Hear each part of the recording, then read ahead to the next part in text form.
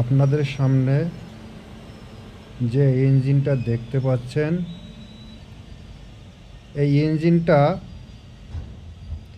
ভারতের নতুন মডেল। এটাকে বলা হয় ওয়াক 12,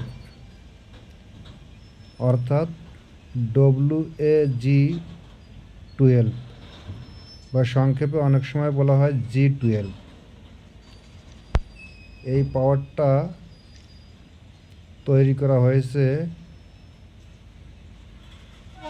ফ্রান্সের মডেল থেকে। এর দুটি ইঞ্জিন একসঙ্গেই তৈরি।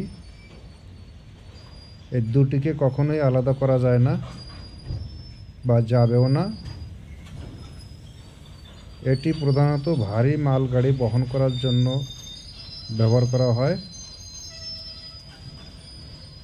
এই ইঞ্জিনটি খুবই শক্তিশালী, আপনারা বুঝতেই পারছেন।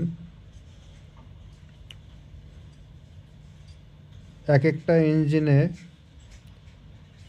প্রায় 7000 হর্স পাওয়ার আছে। দুটিতে টোটাল 14000 হর্স পাওয়ার। তাহলে আপনারা বুঝতেই পারছেন এ কতটা লোড টানতে পারে।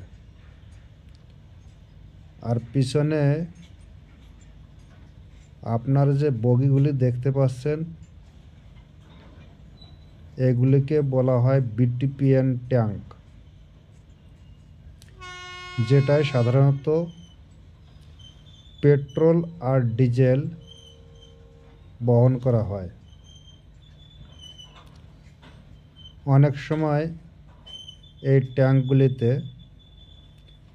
আলকাতরা, গুড় এইসব তরল পদার্থ বহন করা হয়ে থাকে। এর এক একটি ট্যাঙ্কে প্রায় 90 টন মাল বহন করতে পারে। এক একটা গাড়িতে কম বেশি 50টি ট্যাঙ্ক থাকে।